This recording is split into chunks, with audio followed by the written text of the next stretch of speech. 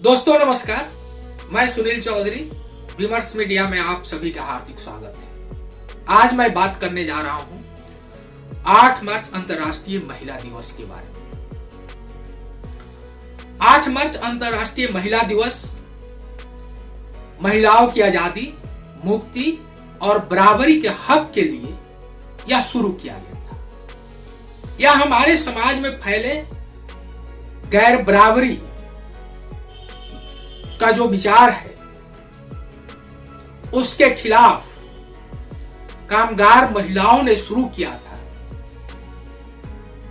ताकि समाज में सामाजिक, राजनीतिक, आर्थिक, सांस्कृतिक और लोकतांत्रिक अधिकारों के साथ महिलाओं का समानता का अधिकार मिले।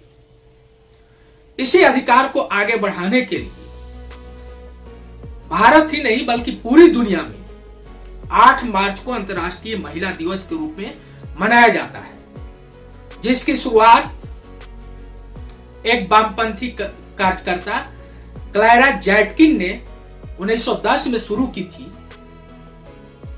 और सबसे पहले इसकी शुरुआत 1908 में अमेरिका के न्यूयॉर्क शहर में 15,000 महिलाओं ने प्रदर्शन किया था और उनकी मुख्य मांगे थी काम के घंटे को कम किया जाए, वेतन को बेहतर किया जाए और वोट देने का अधिकार था।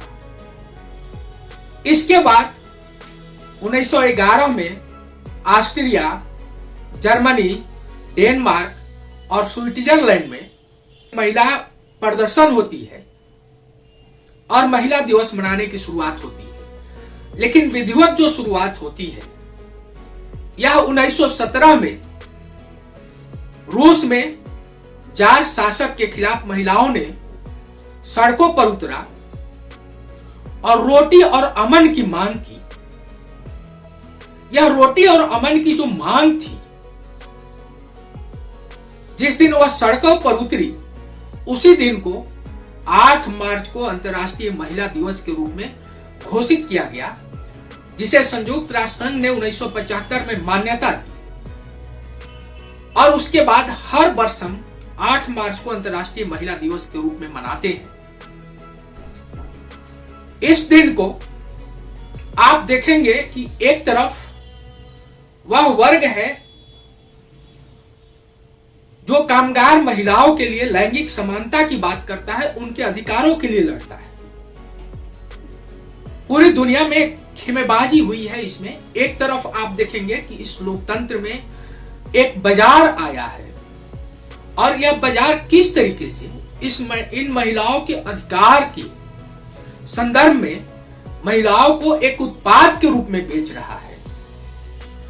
और 8 मार्च को वह बाजारों में महिलाओं को चमकते हुए एक उत्पाद के रूप में पेश कर रहा है और बड़े बड़े एक इवेंट मैनेजमेंट के द्वारा कार्यक्रम करके, उनका डांस और प्रोग्राम करके वह दिखा रहा है कि यह महिलाओं की आजादी और मुक्ति है। जबकि 8 मार्च का अंतर्राष्ट्रीय महिला दिवस की शुरुआत करने का उद्देश्य यह था कि पूरी दुनिया में महिलाओं का समानता का अधिकार हो, लैंगिक समानता स्थापित हो, उन्हें समान वेतन मिले, इज्जत और सम्मान की जिंदगी मिले। जिस समानता के लिए यह लड़ाई शुरू हुई थी, यह मजदूरों और कामगारों की लड़ाई थी, जो महिलाओं की मुक्ति तक ले जाता है। आज पूरी दुनिया में आप देखेंगे कि किस तरह एक तरफ यूक्रेन युद्ध में फंसा हुआ है, रशिया युद्ध में है और कई देशों में, भारत जैसे देशों में भी महिलाओं की स्थिति को धर्म तय कर रहा है। आज जबकि हम एक लोकतांत्रिक देश में जी रहे हैं, तो महिलाओं को अधिकार को संविधान, कॉन्स्टिट्यूशन तय करना चाहिए। लेकिन एक तरफ महिलाओं की जिंदगी को बाजार तय कर रहा है, तो दूसरे तरफ धर्म तय कर रहा है और जो लोकतांत्रिक अधिकार है वह पीछे छूट गया है। जिस उद्देश्य से 8 मार्च को अंतर्राष्ट्रीय महिला दिवस शुरू किया गया था, वह लड़ाई ही पीछे छूट गया है। वह लड़ाई घर से लेकर बाहर तक लैंगिक समानता, शैक्षणिक समानता, लोकतांत्रिक अधिकारों के लिए शुरू किया गया है। लेकिन हम देखते हैं कि घर से लेकर बाहर तक महिलाएं को यह अधिकार नहीं मिलता है। महिलाएं असुरक्षित है,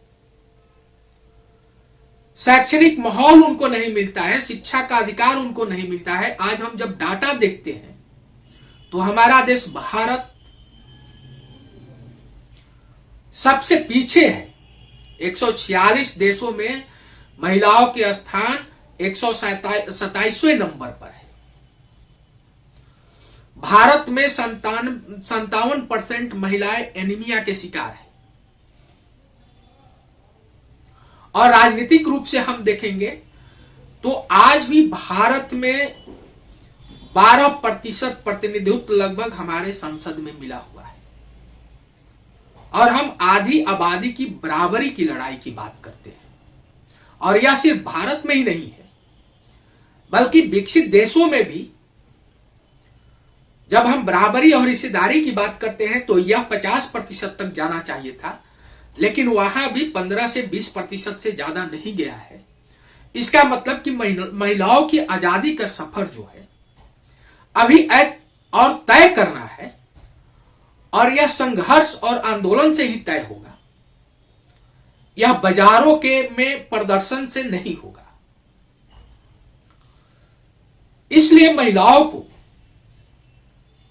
अपने अधिकारों के प्रति जागरूक होना होगा, और जो उनके राजनीतिक अधिकार है उसके लिए उनको सड़कों पर आना होगा, घर से बाहर निकलना होगा। उनकी पहली लड़ाई शिक्षा के लिए लड़नी होगी। शिक्षा विकास का सबसे बड़ा आधार है, और वहीं से हम अपने अधिकार को समझते हैं। महिलाएं अगर अपने अधिकार को नहीं समझ सकती है तो वह लड़ भी नहीं सकती है। भारत जैसे पिछड़े देश में जहां आज भी महिलाओं के खिलाफ लैंगिक विषमता और गैर बराबरी की खाई बहुत बढ़ी हुई है। एक तरफ समाज में महिलाओं के अधिकारों को कुचला जाता है, और दूसरे तरफ हम एक विकसित राष्ट्र की बात करते हैं। जब भी कोई विकसित राष्ट्र खड़ा होगा तो उसके पास आधुनिक वैज्ञानिक और लोकतांत्रिक सोच होगी, और लैंगिक समानता का सोच होगा, समान वेतन का सोच होगा। अगर एक देश अपने आधी आबादी को राजनीतिक अधिकार और समान वेतन नहीं दे सकता है तो वह देश विकसित राष्ट्र में खड़ा नहीं हो सकता है। विकसित राष्ट्र में खड़ा होने का अर्थ ही है कि वहां समानता का अधिकार हो। लेकिन हमारे भारत जैसे देश में हम देखते हैं कि आज भी महिलाएं खुलकर काम नहीं कर पाती है, खुलकर व्यवसाय नहीं कर पाती है, रोटी और रोजगार की बात नहीं कर पाती है। घरों में उन्हें जो खाना मिलना चाहिए वह नहीं मिल पाता है, और यही कारण है कि महिला जो है एनीमिया के शिकार है। इस माहौल को बदलने के लिए एक ऐसी सरकार की जरूरत होती है जो सरकार समानता की बात करे और समान वेतन की बात करे। तो आइए महिलाओं की आजादी और मुक्ति के लिए हम 8 मार्च अंतर्राष्ट्रीय महिला दिवस को इस रूप में मनाएं ताकि महिलाएं आजाद हो सके और उनके प्रतिभा का निखार हो सके, और वह एक बेहतर मानवीय संसाधन मानव के विकास के सूचकांक को ऊंचा उठा सके। संयुक्त राष्ट्र संघ ने पहली बार 1996 में 8 मार्च अंतर्राष्ट्रीय महिला दिवस के अवसर पर उनके लिए एक थीम चुनी थी, गुजरे हुए वक्त का जश्न और भविष्य की योजना बनाना। आज हम 2024 में हैं। 2024 के लिए भी संयुक्त राष्ट्र संघ की एक थीम आई है, महिलाओं में करें निवेश, समृद्धि में लाएं तेजी। और इस साल के अभियान का थीम है, समाज के सभी पहलुओं में विविधता और सशक्तिकरण पर जोर दिया गया है तथा लैंगिक समानता हासिल करने पर जोर दिया गया है।